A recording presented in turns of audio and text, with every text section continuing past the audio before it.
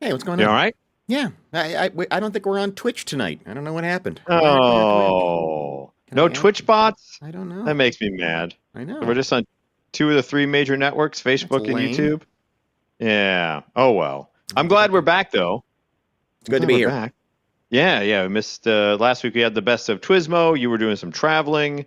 I will fully admit right now, I do not have express written consent from Major League Baseball. If I give any Cubs updates throughout this show, I have it on my phone. So Yeah, please don't come at me, Rob Manfred. Just want to get that out of the way. I think I'm covered then, right? If you I say think you yeah, don't have it and you still do it, I think you're fine, right? yeah. You acknowledge that you can't do what you're doing.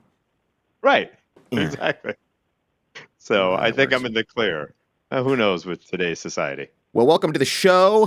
Do call in if you are so inclined. 707 for Monkey, or that's 707 466 6539. You can also comment wherever you are watching because we've got plenty of things to address today. And here is where we begin. It is the Yeah, month.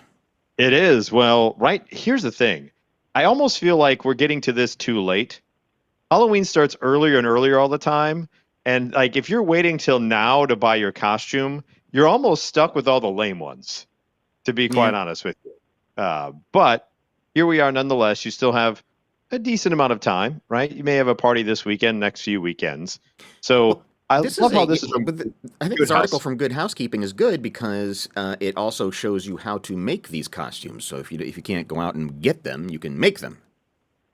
Were you a homemade or were you a store-bought costume kid My mom was when you pretty were good younger?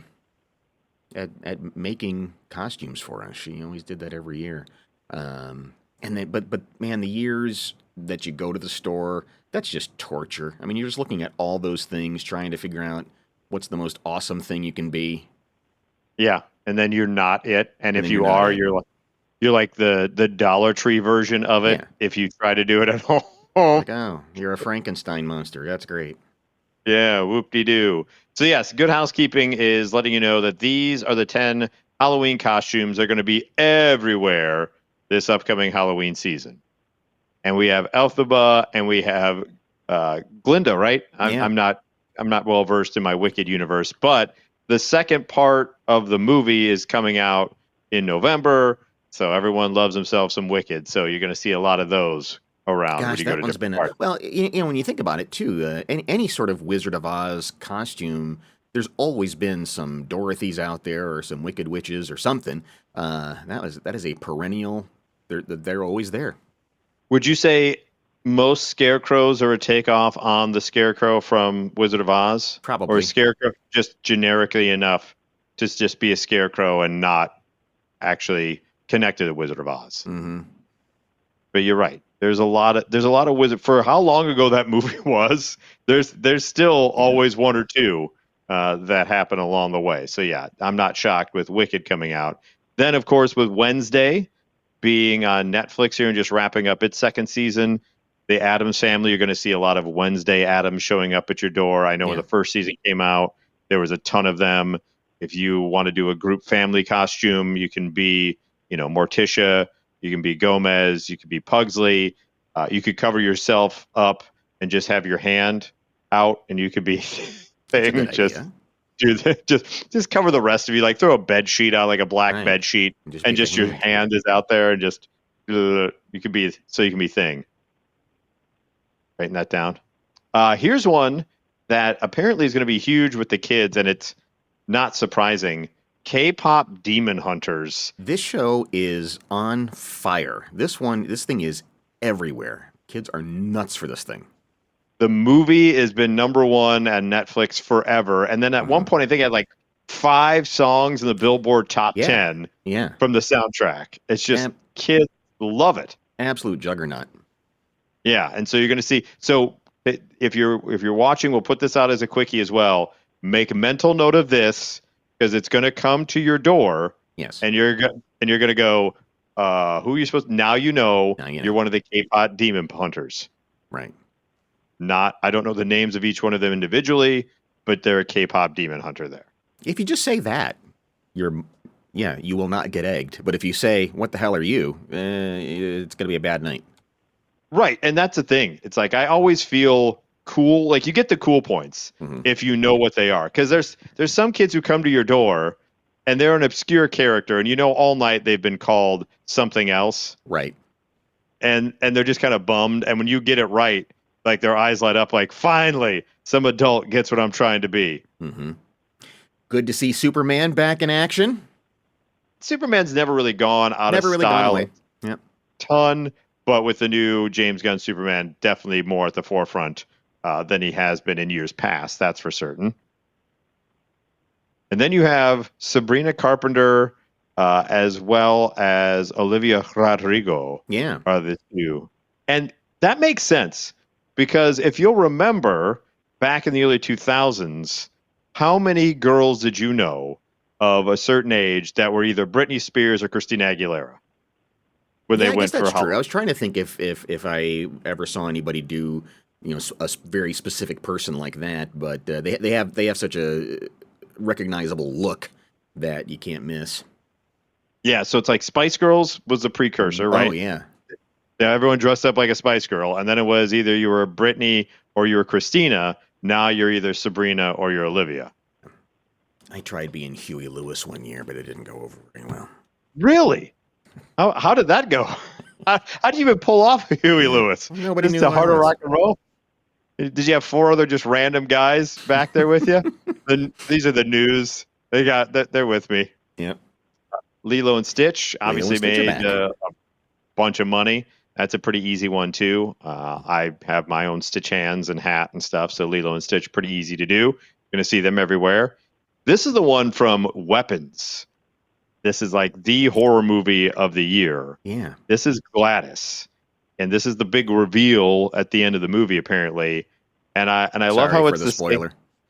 Yeah. Well, we didn't say what it Oh reveals yeah, or yeah. Sorry, it's not a spoiler yeah. at all. No. I love how too it's basically the nice sweet mom from Field of Dreams is now the thing of your nightmares. Right. Right. So the same actress in there. And I love that that's a pretty easy one to be able to pull off. Yeah. Just go to Goodwill. Like that's pretty cool. And then you have some other ones from the different movies throughout there. You have Gladys, and then you have classic children's book characters. I'm not quite sure which one this one is, to be honest Yeah. with you. But you also have Minecraft. Jack Minecraft. Black. Yes, of course, with Chicken Jockey. So Hmm. if you see a kid coming up looking like this and they yell at you chicken jockey instead of trick or treat, don't be offended. They're just quoting the movie and they expect you to throw candy at them at that Well, point. and this is one of those too. When you think about it, okay, it's just a guy with a pixelated axe. There's really nothing else about him other than he's just got a shirt on. Well, I've seen just that before. Like the Minecraft has been a thing the past few Hmm. years I've seen with the little kids, but now you're going to see maybe, more people yelling chicken jockey at you when they come to your door. Right. Kendrick Lamar for his halftime show at the Super Bowl. That was surprising to me. Kendrick Lamar. That was not that someone would dress as Kendrick Lamar, right? Celebrity, No, I it's understand. Kendrick Lamar at the halftime show. That's the part that's. And I didn't think that had that kind of staying power when I saw it. Hmm. That here we are 8 months removed from the Super Bowl, that someone would go back to be like, oh yeah, I'm going to dress as Kendrick Lamar at the Super Bowl. Yeah. I didn't see that happening, but yet Yeah. here we are. And now everyone's wishing Kendrick Lamar would play the halftime instead of that horrible Bad Bunny. Clickbait. Do-do-do-do. Outrage. Do-do-do-do. Did you see who Mike Johnson wanted to play the Super Bowl? Are you surprised? No. Speaker of But the have House they wanted not- Lee Greenwood to be at the Super Bowl, which is just stupid. Have they not heard his other track? Like, all these sons of bitches don't even know that he sold out America to Proud to Be from Canada. Yeah. And You don't believe us? Check it out. I mean, let's play that scenario out, and it's the halftime show brought to you by Pepsi. Now here's Lee Greenwood, and he sings that, and everyone is just like, I mean, And what else? And then what else? That Here would it be a is. dud. Yes, it'd be almost as bad as Elvis Presto. And that was a real halftime show. At least there were 3 or 4 songs Elvis Presto was able to do. What the hell would And Lee Greenwood do? Not die because he's so old. That would be his biggest trick was, hey, here comes Lee Greenwood to not die. It just, yeah. They try to trot him out there for everything. And it's like, get the hell out of here with your Lee effing Greenwood. You show up my door dressed as Lee Greenwood, you're getting the door slammed in your face and you're not getting any candy at all. No. So those are the ones that are going to be everywhere. Be on the lookout. I think mostly Wicked and K-pop Demon Hunter are the ones you probably see the most of when it comes to kids trick-or-treating at your door. I think you're right. Well, from one scary thing of Halloween to another, as you long said, Johnny, don't go up mountains. There's nothing to see up there. I truly don't get it. I mean, I get the conquest, the idea that it would be an amazing feat to do, but I just the fact that when you get to about 10, 15 people who've done it, after that it's like, okay, you're not special anymore. Correct, you're not, and you can also run in the risk of this, as you see, there was a freak blizzard. Hikers got caught in a shock blizzard. They call not even a freak; it's a shock blizzard near Mount Everest. Some of them who survive have spoken of experiencing hypothermia as they battle relentless snowfall while rescuers continue to evacuate scores of people. At least one of the hikers died and more than 200 were still stranded as of the reporting on the Everest eastern slopes in Tibet, an area popular with climbers and hikers, Chinese state media reported. The snowfall began on a Friday evening and intensified over the weekend. Hundreds of local villagers and rescue workers have been deployed to clear out snow blocking access to the area, which sits at an altitude of more than 4,900 meters or 16,000 feet. What do you mean, townspeople? Yeah, right. What are you doing? Just because I choose to live there doesn't mean I have to bail your dumb ass out. Yeah, that's very true. But okay, so this thing is being called a shock blizzard. Are we shocked that the weather absolutely sucks on Mount Everest? Is that a shock? No, it shouldn't be. It shouldn't be. Usually when mountains are around, there's freak snows. Yes. It's not a shock. It's not a shock to snow in October on a mountain. Look, even usually when they do this, and they come up the other side of the mountain, and it's in May, and that's supposed to be like a 3 or 4 week window where it's okay-ish. Okay. But even then, it's horrible. Right. And anything can happen at any time because it's a goddamn mountain. It's not just a mountain. It's Mount Everest. Yeah. Rescuers guided 350 people to safety in a small township. Authorities are in contact with all the other hikers who are still trapped. One of the guys, a nature photographer, Dong Shushang, was among the hundreds of tourists who flocked to the area during China's Gold Week holiday. He was looking forward to capturing the Himalayan marvel from the Tibetan slopes when the snowstorm hit just hours after his trek started. The lightning and thunderstorms would not stop. God. The snowfall was so heavy, I could hardly sleep. So there is lightning, thunder, and snow all at once. And wind. Report Dong. Yeah. What's the upside? He was going to get some good pictures, Johnny. Oh, yeah. He's going to get some good pictures, like this one right here from the BBC. Right. Oh, my God. He said the windbreakers and raincoats were no match for the snow. We were all drenched.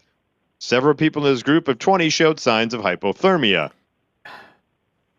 Mr. Dong's escape from the trail was lined with wet snow and falling sleet.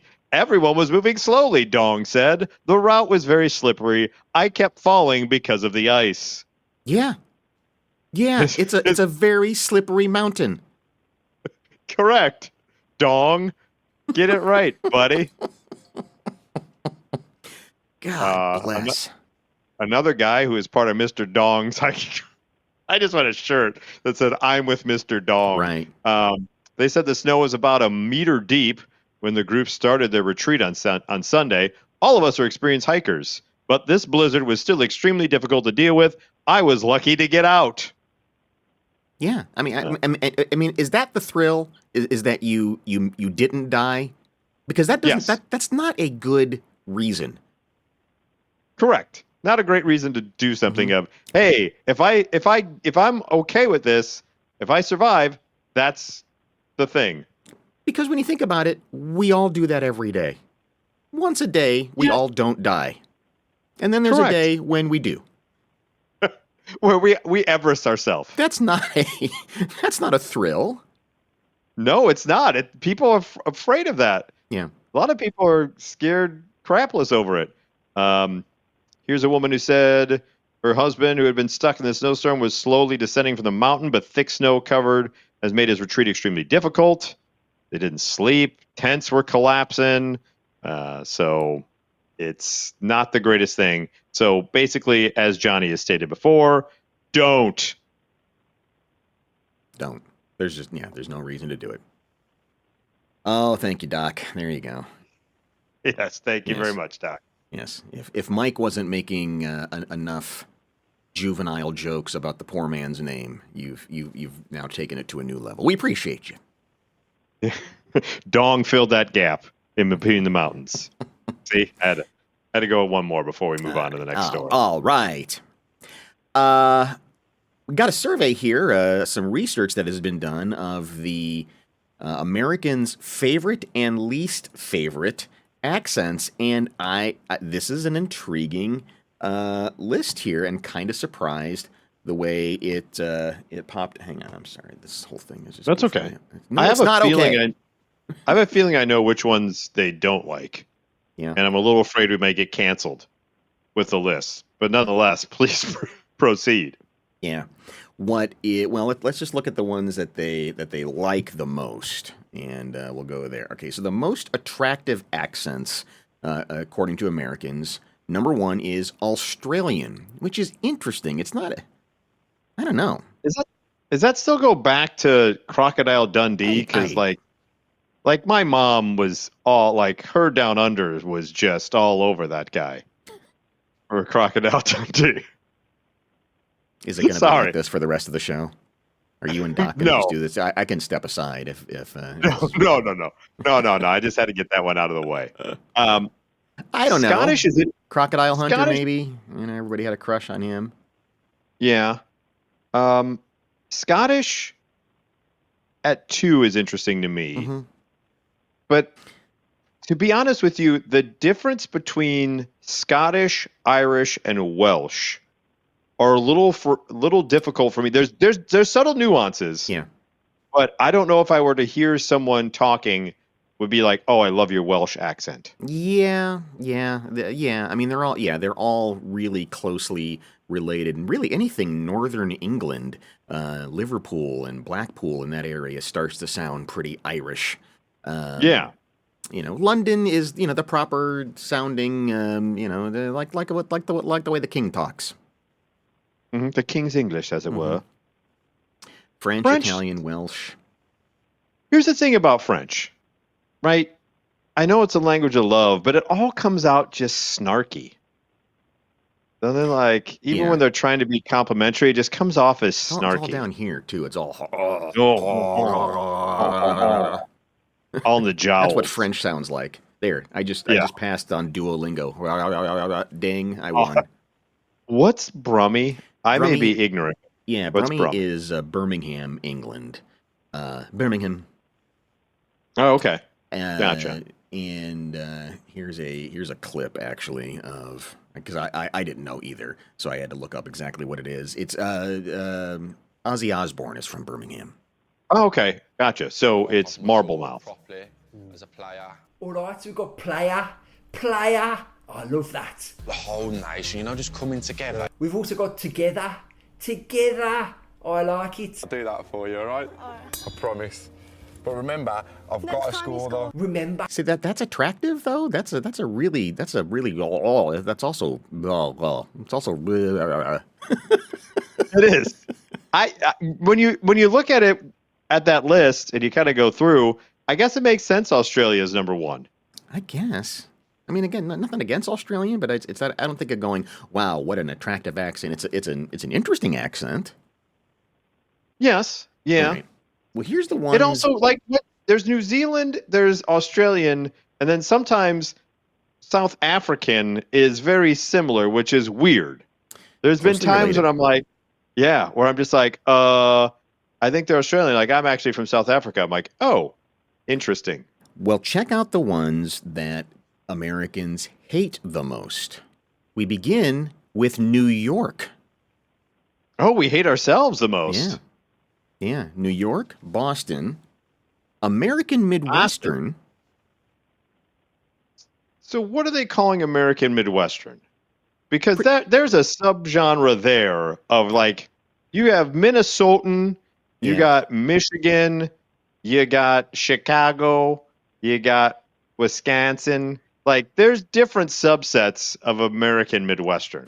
Yeah, and I wonder, that's a good point. And because it's so close to Canadian, I wonder if it's more of that Wisconsin-y, Minnesotan-y kind of old big O's and that kind of thing.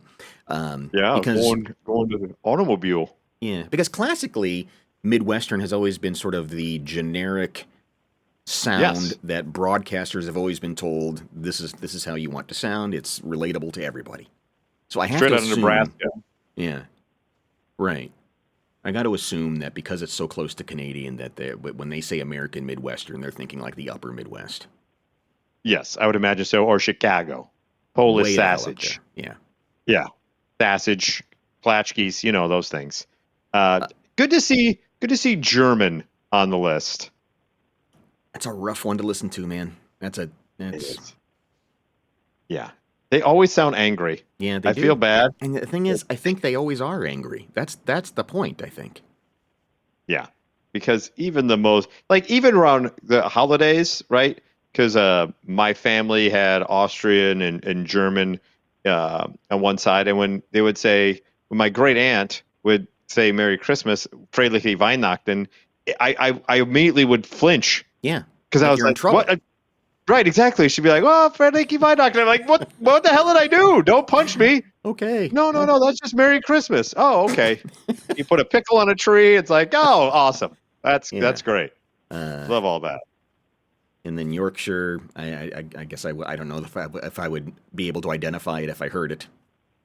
Yeah, it's similar to London, I imagine, but these are actors that people say are the most enjoyable to listen to. Sean Connery, I thought was interesting. I mean, he feels kind of mush-mouthed to me.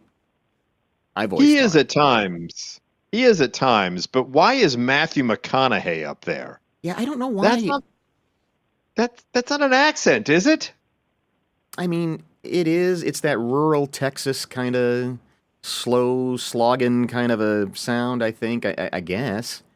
There's a drawl in there, but all right. But I don't know how accenty that is. Well, I don't know how enjoyable it is either.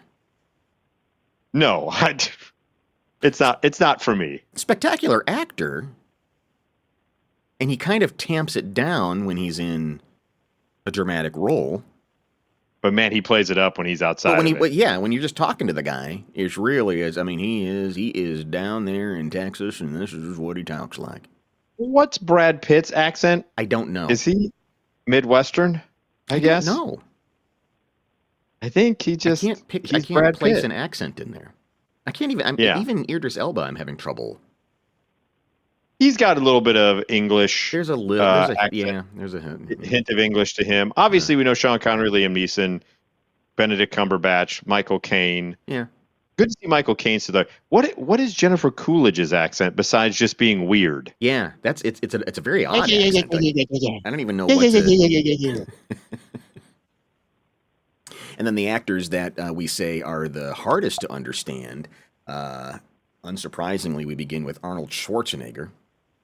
What do you mean? Yeah. What do you mean? You cannot understand me. I'm Arnold. It's amazing. Did you ever watch the Schwarzenegger documentary that's on Netflix? No, I need to. Yeah, it's a very good documentary. But it's also very odd that this guy has been in the United States for as long as he has. He's an actor. He's a trained actor, and he's never lost that. And maybe he doesn't want to. Maybe he knows that's his. That's his thing. Well, it's kind of like Sofia Vergara too. Right. at number 2. I She love could that be hot. Sylvester Stallone is 3rd. Mm-hmm. His accent is just marbles in his mouth. I'm trying to place Selma Hayek's accent. She's similar to Sofia Vergara. Yeah, not as. Similar but different. Not as pronounced. Mm-hmm. And Johnny Depp is just weird. He's Johnny Depp doesn't mumbly. really have an accent. He's a little mumble. He's got a little mumbled mouth. Jean-Claude Van Damme is also kind of German in a way, a little bit, I think. Right. A little German French going on. I didn't know people had so much trouble with Ricky Gervais, though. Nah, I think, yeah, there's other English accents I would have put above his. Mm-hmm. I think part of it is just people don't care for Ricky Gervais. Well, that could be too. Yeah. Let's go over to Reddit and try to solve some problems. Oh my God, this one, I'm not going to read the full thing. I'm going to give you a cliff notes because this person just wrote an entire dissertation. The long and short of it is this lady's a member of a friend group and one is getting married, and she announced her engagement to her fiance a few weeks ago. We're all happy for her. Over the weekend, though, she shared more specific plans for the wedding, and that's where things have kind of gone off the rails. She has been watching a lot of people on TikTok and Instagram showing how to plan a, quote, free wedding, as you can see. And so immediately you go, what's a free wedding? Well, it's where the couple spends $0 aside from the marriage certificate. And she goes, at first I thought that meant a city hall wedding, which would be completely fine. But then she got into the details. So she's going to try to find someone with a large outdoor space to use. So I'm going to use your house. Mm-hmm. You're going to donate their area in support of love, as you can read along. All the guests are going to bring a potluck with very specific assignments. But it's not that's not a potluck then, is it? If everyone has a specific assignment. You're on spoons. Yes, exactly.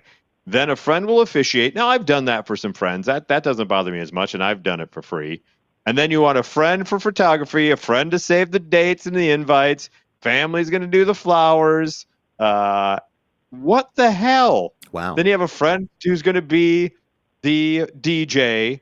Instead of giving me a gift, you're just going to, let me use your backyard or your house. And then you're all going to, would you go to one of those? I mean, boy, you're asking for trouble. I mean, basically you have drafted people like you're sending them to Vietnam and said, well, you're doing this. You're putting up a tent. It's like, all right, I'll do the best. Right.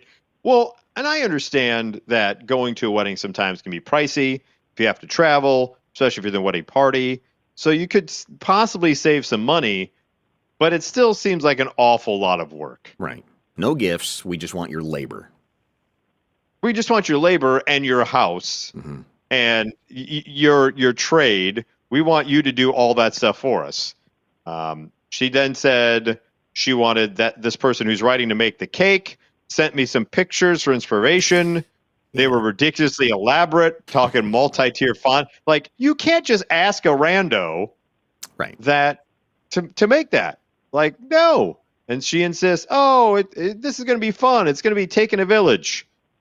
She said fun or not, what she was describing was basically her friends and family subsidizing her wedding and doing all the work. Yeah. And it was unfair to expect people to spend so much on her quote-unquote free wedding, i.e. their materials to make all this stuff and their time and everything else. Well, if you said to somebody... Fudge? Yeah, exactly. If you said to somebody, hey, would you mind making the cake, and then take it from there, that's one thing. But if you say, I want a cake and it needs to look like this, and there has to be motorized bride and groom that come out of a clock, that's crazy. And it's one thing if you go, hey, can you take care of the cake being just buy a couple of sheet cakes and throw them on a table. To your point, that's one thing. But like you said, to be like, no, it's got to be ornate. It's got to be everything else. So basically, this woman said, hey, this isn't realistic. It's not. It's going to end up being crap. It's not going to be great. You're going to have all these people doing all this stuff. You're going to have like 14 different people bringing, pigs in a blanket. Mm-hmm. And so long story short, lady gets mad. She got super quiet, just looked at me for a minute or so and then left. and She's I gonna felt like I pout. really hurt her. She then messaged me saying, "Sorry, don't worry about the cake," with no more context. I'm feeling pretty bad now, especially since she was so happy and excited. If she ever said anything mean to me, perhaps I should have just gone along with the cake. I also was frustrated about the cake request. So is she an asshole for basically telling this woman this free wedding's going to go to shit real quick? No, she's not. She's being a friend. Thank you. And, gosh, it's already hard enough to get everybody happy with everything in a wedding. There are so many moving parts, and there's so many opportunities for things to go sideways. Now you're putting it in the hands of amateurs, and it's just going to blow up in her face. Well, and how do you go about asking each individual person that's going to be at this quote unquote free wedding? How do you go, "Hey, we're getting married. By the way, can I use your backyard?" Right. Or, "Hey, we're getting married. By the way, you know that great dip that you make? Could you make it for 75 or however many people, whatever? By the way, you know the grilling that you do? We love your steaks. Could you make them to order at our..." No, because it doesn't even say anything about a reception area, too. Yeah. You're going to have to use someone else's garage or something? Well, and this is worse than the DIY shows like on cable where it somehow gets wrapped up in 45 minutes and you're good. This is from TikTok where it gets wrapped up in 90 seconds somehow. and, Right. and so your expectations are completely off the charts. She didn't say anything, thank God, about someone sewing her dress or making the groom's tux. But yeah, so I don't think this woman is an asshole at all. No. I think she's just being a realist and being a true friend, saying, "Hey, listen, Toots, if you there's that old saying, Johnny, you get what you pay for, and if you have a free wedding, it ain't free." Yeah, exactly. Hey, how much would you pay to go to Sunset Fest in Cabo? It's being called the Woodstock of Yacht Rock. All of those words together make me very angry. Okay, Yacht rock may be one of my least favorite genres of music, besides country. Well, yeah, and I've seen some YouTubers too talk about how, for a lot of these bands, it's kind of insulting to call them yacht rock. I mean, these are bands that were. Yeah, there's a documentary about yacht rock where some are pissed that they're lumped in with the rest of the dopes in yacht rock. Yeah. So this thing, the Sunset Fest, was planned for this year. It was supposed to happen this October, and they had to pull the plug on it. Now, a couple of things happened. One being that there was, I guess, a hurricane. That postponed it. So on the docket we have Kenny Loggins, Rick Springfield, Alan Parsons, Christopher Cross, Ambrosia, Pablo Cruz, Al Stewart. Is there a more yacht rock band though than Ambrosia? Just the name. They could be at the free wedding too. Hey, just bring your salad, Ambrosia, and you'll be good to go. John Ford Coley, Walter Egan, so a lot of just milk. Well, anyway, a lot of these people. Was Thunderclap Newman on there? No, not on there. But they've started to just disappear on this thing. So Ambrosia has dropped out. Kenny Loggins is gone. I think Christopher Cross is out. What else? Alan Parsons announced that his band would no longer participate due to circumstances out of Alan Parsons' live project's control. Their performance will no longer be taking place. Also appearing at this Sunset Cabo is Dire Straits' Experience. Oh, a cover band? Yeah. You can't put a cover band on there. Forgive me. The band is called Dire Straits Legacy. They like to be called DSL. You can't be. You would get a lot of tickets sold. DSL here tonight. Okay. There'll be some people showing up at Cabo going, I'm down for some DSL live Yeah, on stage. headlining today. DS. So, DSL. and I looked him up. I thought, okay, is it one of these things where somebody split off from Dire Straits and they can't use the name, and so they're calling it Dire Straits Legacy? No, not a single Dire Straiter is in there. Oh, no money or nothing or walk of life I mean, among them? they'll play the songs, but it ain't the people you think you're going to see. Oh, my God. What a terrible lineup. Yeah. That seems like, you know what? I'd rather have gone to Firefest and eat a plain white bread sandwich with no music than go to this piece of crap. Here's the press release saying, we believe we have put together some of the greatest artists in smooth rock history for a weekend of joy, nostalgia, and connection with Cabo's natural beauty as the stage. Rick Springfield, Ambrosia featuring Peter Beckett, Alan Parsons, Christopher Cross, Al Stewart and the Empty Pockets. When did Al Stewart have a backup band? And then Kenny Loggins, and closing out the show, DSL. Oh, Jesus Christ.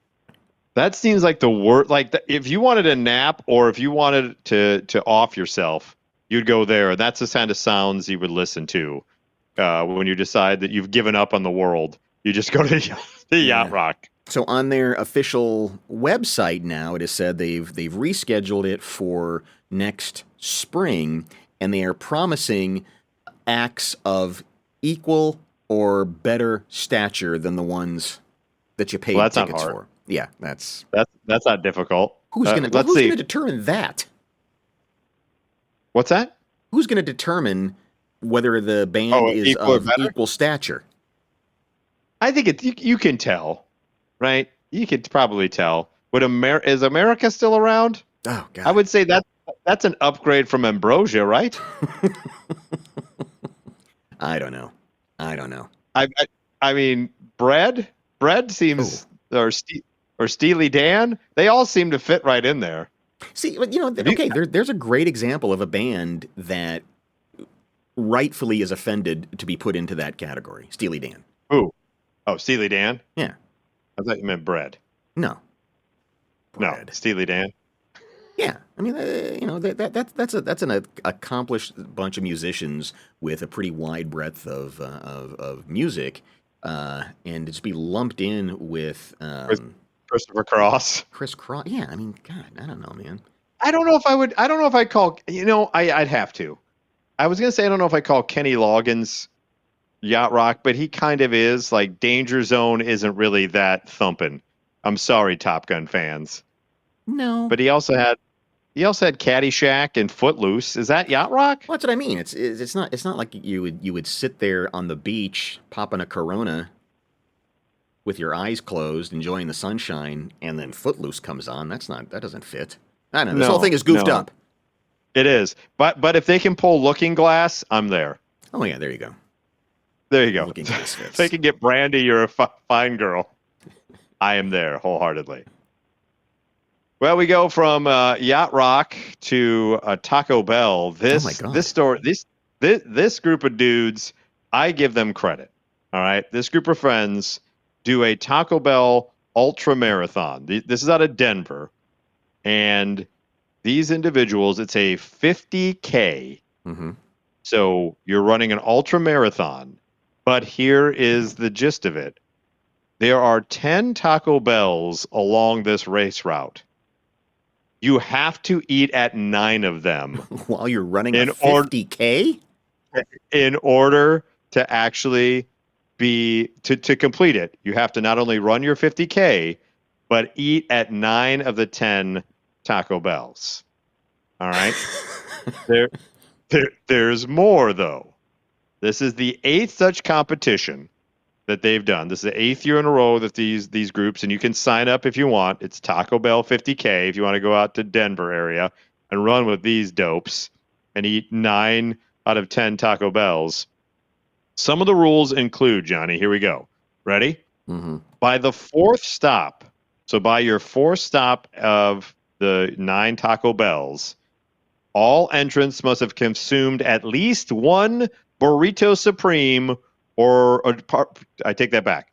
By the 4th stop, All entrants must have consumed at least one Chalupa Supreme or one Crunchwrap Supreme. Man. So you have to pick one or the other. So you're running a 50K. By the time you get to your fourth Taco Bell stop, if you haven't had an Ultra Crunchwrap Supreme or Chalupa Supreme, you have to down that, get out, and then do some more running. I got a stomach Here's ache another just hearing the story. Here's another rule. By the A stop, you have to have consumed at least one Burrito Supreme or one Nachos Bel Grande. Have you ever seen the size of the nachos at a Taco Bell? And then you have to go back out and run more of a 50K. Yeah. On top of that. All right. Continuing on. Because you immediately, the look on your face is, oops, I crap my pants. Mm-hmm.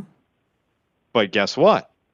You aren't allowed on course any Pepto, Alka-Seltzer, Pepsid AC, Mylanta, or anything of the like. So you just got to eat that and just raw dog it to the end. Either hold it in or you drop trow in one of the Taco Bells. But you have to finish under 11 hours to officially be sanctioned as completing the Taco Bell 50K. Okay. So you can poop, now, you just can't you can't do anything to control the poop. Correct. Because once it starts, it's not stopping. So, by the way, if you're wondering a 50K, a 5K is 3.1 miles. Yeah. So you're running over 30 miles. Easily. And you're stopping every couple of miles to down some Taco Bell. Yeah. That's your protein. That's what's fueling you. And by the way, if you're thinking, well, I'm just going to get some Baja Blast Mountain Dew at the other stops, drinks do not count as food.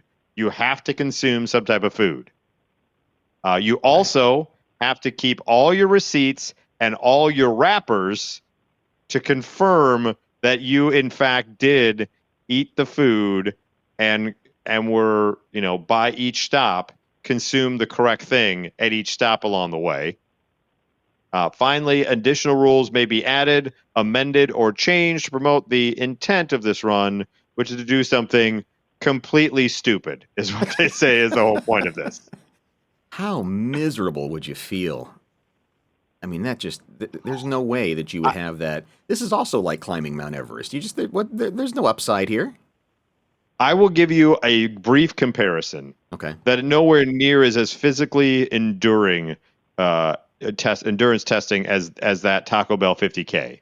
But I will give you a quick example of what they may go through. Okay. In my younger youth, I had played basketball all day long, all morning long, outside at a friend's house in the heat of the summer. Without any breakfast, just woke up. We started playing ball, hooping, 4 hours. I'm drenched in sweat. Then we decided to go to a Godfather's Pizza buffet for our lunch. Now, I proceed to hammer down, all the greasy pizza you can care to enjoy. And on the way out, I feel a bit of a gurgle. Mm-hmm. But I'm like, at that point, I had not shit anywhere in public. I'd never used a public restroom sans school. I wasn't about to start then. So I made my friend drive us home, who was a notoriously slow driver. He was the one who had driven us originally. There was a point, Johnny, where we were coming up on a yellow light. I took my own foot and jammed on his gas pedal because I told him, if you don't run this light, I will shit in your car. We somehow made it back to my apartment complex. He couldn't even get the car in park. I already was out the door and into my apartment, and I think I saw God that night. Were your pants already halfway down your ankles? Yes, I think I saw the Lord when my buttocks finally hit that ceramic bowl. I saw the Lord Jeebus. Yeah, I can only imagine, and that was just playing basketball and then having some Godfather pizza. I only can imagine running a 50K, eating chalupas, Nacho Bel Grandes, tacos, quesadillas, some cinnamon twists, a Baja. I can only imagine the agony that they feel. Well, at how the many end of how this. many marathons have you seen where at some point along the way somebody just loses their bowels and they just keep going? Oh yeah, just and you got to keep slopping it going. all over the place. It's stuck in their socks. Oh, it's all God. over their shoes. So yeah, it's Taco Bell 50K, ladies and gentlemen. If you would like to be a part of it, go on out to Denver and let us know how you did. Well, at the very least, it's going to make you a little bit gassy, and that somehow became the topic in the Canadian Parliament recently. You're looking at Michelle Rempel, who is a member of Parliament, and well, we'll play the video here, and you can listen to the offensive sort of language she used right there in Parliament. Why isn't the government talking about how to retain skilled labor? Why isn't the infrastructure minister talking about how to implement infrastructure funds and get construction workers back to work in Alberta? Why does this government treat Alberta like a fart in the room that nobody wants to talk about or acknowledge? Point of order, the honourable member for Saanich Gulf Islands. Interrupt my friend in her speech, but I heard her say a word that I know is distinctly unparliamentary, and I think she may want to withdraw it. The word was F-A-R-T. What? Hey, Elizabeth, if she would have called you a "see you next Tuesday," right, then the spelling would be okay. But I'm pretty sure you can say fart in any public space, any parliamentary proceeding. I think we universally think. I was able to say fart at age 8. Yeah. I think it's okay. Well, Michelle Rempel fires back. The honourable member for Calgary Signal Hill. Are you serious, Mr. Speaker? Like, is my colleague actually serious? I just gave an impassioned speech about supporting Alberta jobs, and that's what the leader of a political party stands up and has to say? No, I don't withdraw it. Hear, hear. I'm deeply concerned, as are all people in this place, for Canadians who are hurting from economic downturn. I would like to speak to that, but the first important, excuse me. Mr. Speaker. She just punts. She goes, never mind. Yeah. Okay, fine. You're going to be that way. I'm just going to sit down. The dude behind Rempel is great when he just gets so, when she's like, I will not take it back. And he's like, yeah, farts for everybody. Excuse me. Mr. Speaker, the leader of the Green Party has been probably one of the most vocal opponents of every part of the Alberta economy for the last 10 years, so I will take no lessons from her on this. Oh, hear, hear. Yeah. And I feel it's important to make something of the member's choice of words is that she then accused people opposite her for reacting. And in that context, decorum is important and respect is important in this place. I remind those who are now heckling me that you are breaking the rules of this place when you do so. I have never heckled in this place, not once. Indeed, in dealing Well, maybe with if you lighten up, language, Francis, Yeah. people wouldn't heckle you, you fart smeller. So here's here is the House Speaker now reading from the rule book Oh, to try to figure this out.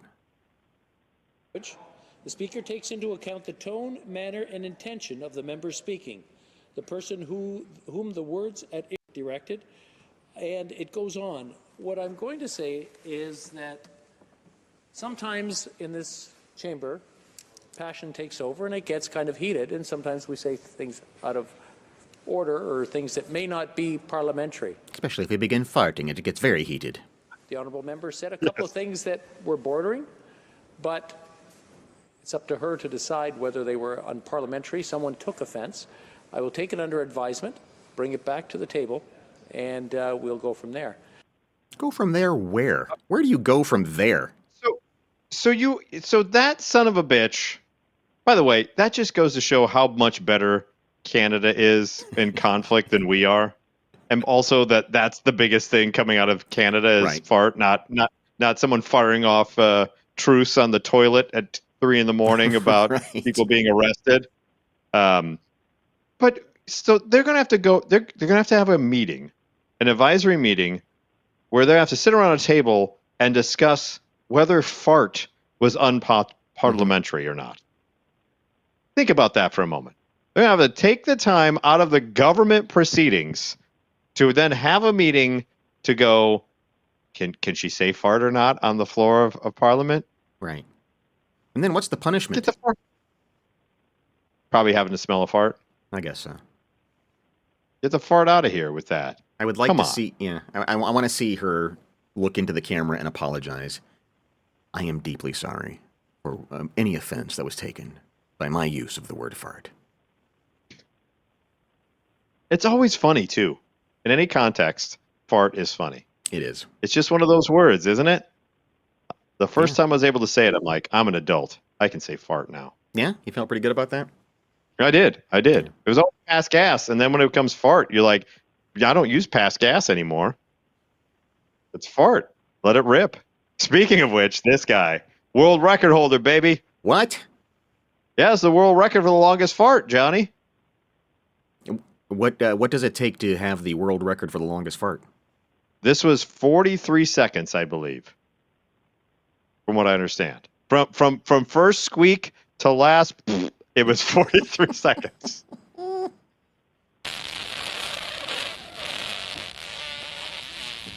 Look at that form. Yeah. Well, he knows what he's doing. Una persona llamando cae ronronea. But this is on TV? Yeah. Well, you have to have it televised. Of course. No pares. Amigo, te estoy recordando. It's like a remote control planes flying by. Amigo. Are you still going? No pares, no pares. No pares, está rompiendo el récord Guinness, no pares. Ay. There it is. 40 segundos. Yes. Congratulations. You, sir, are a hero. I'll be. Wow. I mean, look at that form again. I mean, it starts out, I wonder, and it didn't really, it was just the video. It didn't really get into exactly how much protein he had in his diet. But if he just, I mean, he starts out and then he gives the leg raise, and that's some great balance. Yeah, he knows what he's doing. This is not his first time. Then he's got to spread the cheeks. Right there, it seems like he may be losing some steam, and he gets a second win, pardon the pun. He's obviously got some sort of control there, because you're right. He doesn't really, it's like a trombone player. You have to really... Yeah. See, right there, you're wondering, does he have it? And Look at here's his the eyes. announcer's like, oh, yeah. Oh, there He's he's like a laughing. martial arts master. He was. He was in a fart, like, zen state. That's That was amazing. the most zen fart. 43 seconds. That's incredible. I think I get one that goes 5 seconds, and I start laughing like, oh, my God, I'm the greatest person in the world. And that guy's like, oh, try that 8 times over. That was wet. His shorts are a mess. It was a little juicy. There was some juice behind that. You're right. Yeah. That wasn't like an air biscuit. That was juicy. He's got to throw those shorts away. He can't. Oh yeah. He can't take those home. No, you can't. You leave them there. Those get hung up to the rafters, Johnny. After that, he immediately goes right up to the rafters, and you hope there's no drippage from the wet. And you're just like, if so, that's a world record right there. That's one of the best world records ever. Man, I don't think I could beat that. The concept. No, obviously nobody could. 43 seconds. What? And it's like when we have interviewed the competitive eaters of, okay, what's the prep like? What do you have to do to get one in the chamber like that? Well, I think the next story we have may show you what you prep a little bit to get some air trapped up in there. I think you're right. We're going to take you down to your neck of the woods, Mike. Where a man was arrested, and when they brought him into the county jail, well, here we'll let the sheriff tell the story. There's things you can't make up. So we arrested Walter Frymere. He's 51. We got a call that he was naked inside of a restroom at a public park. So we ask, is he naked or buck naked? You can be naked and still have your socks on. So not only is he trespassed, we've got him in possession of meth. So we put everybody through a body scanner to make sure that they're not trying to bring guns and knives and drugs into the jail. He brought a thermos into the jail. That's right. He put it up the exit ramp. You know what I mean? Folksy corn pone. He put it up the exit ramp. Yes, sir. That is Polk County Sheriff Grady Judd, which is a really solid sheriff name. That sounds straight out of Heat of the Night. Yeah, Grady Judd. Sheriff Grady Judd. And Virgil Tibbs, right? Right. We saw that and we said, dude, what are you doing here? He said, well, I put that inside my body and he didn't swallow it 24 hours earlier. Oh, Jesus. The deputy saved his life. Oh, and that was after Walter threatened to kill the deputy for arresting him. We had to take him to the hospital. They had to find a specialist. Yeah, they did. It was quite the ordeal.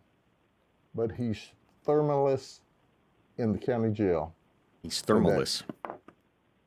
Please tell me that's not the thermos in question sitting next to him. No, and there was a bit of a there was a moment where he takes a swig out of the thermos and then does a little shtickle of, hey, it's not this one. It's not this. So yeah, Grady Judd has got a pretty good sense of humor. I like the way he just, at some point he goes full Jack Benny there. He just says, I do declare I got the vapors. Mm-hmm. What did he say? He went up the exit ramp. Yeah, that was saying. By the way, different between is it naked or buck naked? Right. I think either is exit ramp. Drugs into the jail. He brought a thermos into the jail. That's right. He put it up the exit ramp. He was what was in the that all thermos? day. It was 24 hours ago. What was in the thermos? Soup? Coffee? What was in there? That's a good question. I'm intrigued. He doesn't tell us what was in the thermos for Walter, who looks rough for 51. Kids, don't do meth. Boy, that is a really good point. Let's there he is again. How about that guy's face? 51? Get the hell out of here. Yeah. Meth will mess you up. Do you think he even knew that it was up there? That's a good question. I mean, I guess he said it was there for 24 hours, but if you're on a meth bender buck naked in a public park bathroom, pretty sure you may not remember the thermos being shoved up your butt. Probably not. No.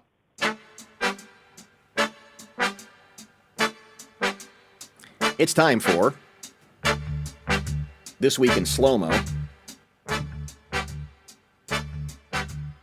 By the way, Cubs still leading 2-4. Yeah, I was just about to say. I did the same thing. I heard This Week in Baseball. I'm like, take this, express written consent. It's now Cubs 4-2, bottom of the fifth inning. All right. As you can see, we have some poor son of a bitch on a motorcycle. Gone. And ass over elbows. Yeah, let's just watch what happens and see if we can dissect where it all went wrong. Oh, Jesus.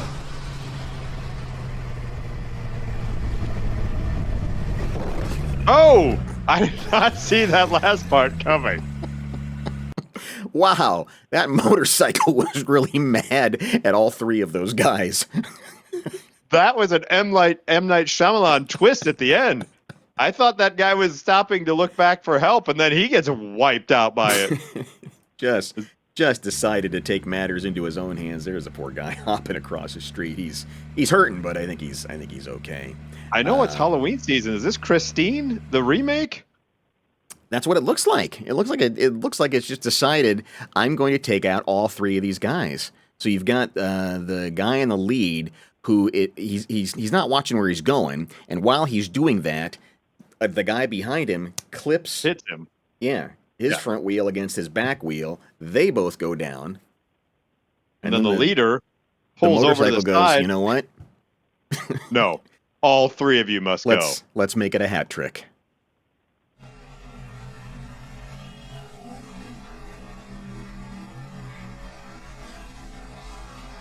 Oof, that one guy hit the sidebar. How's it not hit this car? That's the other part of it. Because it knows. It's not done. I must murder you. And kaplowy. Jesus Christ.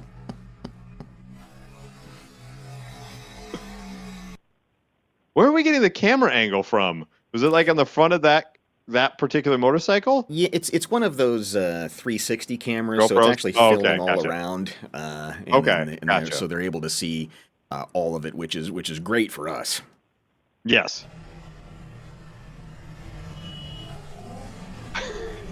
Gone. This guy gets it the worst. Hits the grade. Oof. Although I didn't see... Oh, God, he's still flipping in the middle of the road. Maybe he gets it worse. At least the guy who hit the grade was stopped by something. And this poor bastard, bam! I love this motorcycle. I don't care. It's like the car from back in the day. It's the motorcycle. Yeah, that's exactly what it is. And so I've tried to zoom in on all three of these poor SOBs, and just so we can see just a lot of calamity here, a lot of anguish.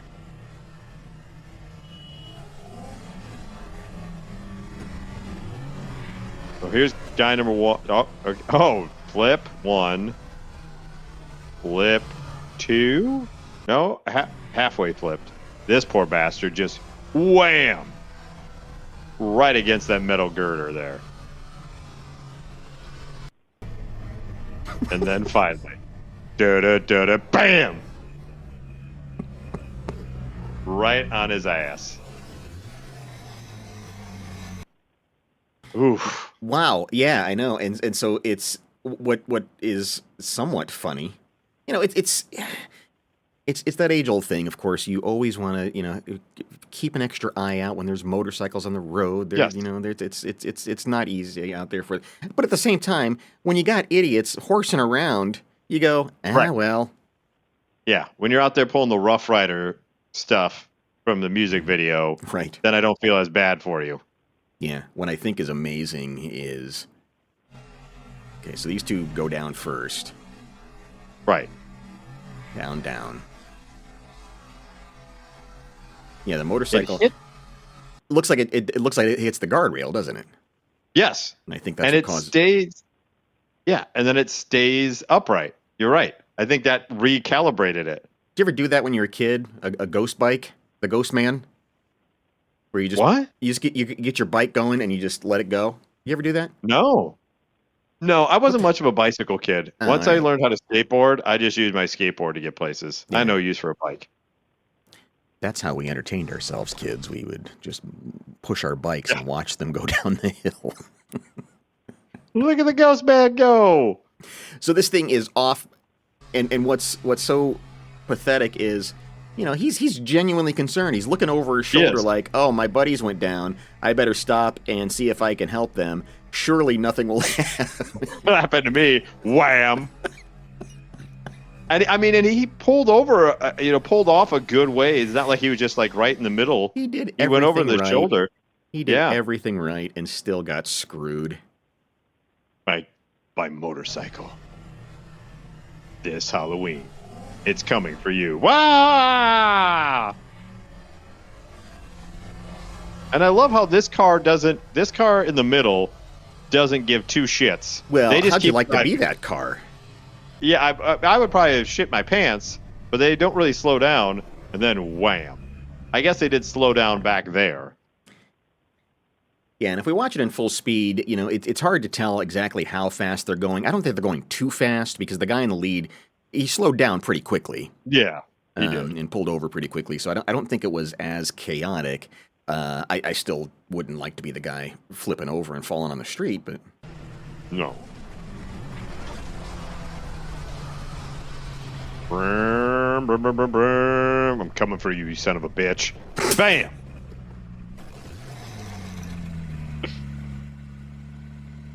And then he has to do that. Son of a bitch! Ow, my leg! God damn it! Oh, hey, you guys okay back there? No, who do you think he yelled at? He had to yell at both those. He must have been really mad at both of them. Oh, yeah. But I think he's most mad at the guy whose motorcycle hit him. Yeah. I think he'd be probably fine pissed if at they him. weren't horsing around back there. Yeah. Everything would have been okay. We'd be at the next Taco Bell as part of our 50 ultra marathon of motorcycling. But you sons of bitches, now I got to go to the hospital. Because then, those other two are going to the hospital. Right. And at least they get to say, hey, yeah, we wiped it. We wiped out on the bike. What are you in for? The ghost bike got me and took out my leg. Uh-huh. Send him up to the mental ward. He doesn't even have the cool story. At least the other two jamokes are just like, yeah, we biffed it on the bike. He's like, I was trying to help and the motorcycle attacked me. It's kind of a cool story. Yeah. You have to see it to believe it, though. Exactly. All right. That's our show for this week. Yes. Go Cubs, go. Yeah. Yeah. Hopefully. Maybe they'll still be playing next week and we can stick it to Major League Baseball again. Haha. Written consent. Like, subscribe, share, tell everybody about it. We'll try to get back on Twitch. I don't know what the hell went wrong there. Sorry. Yeah, we want those bots. Nobody on Twitch. Bots are mad. Yeah.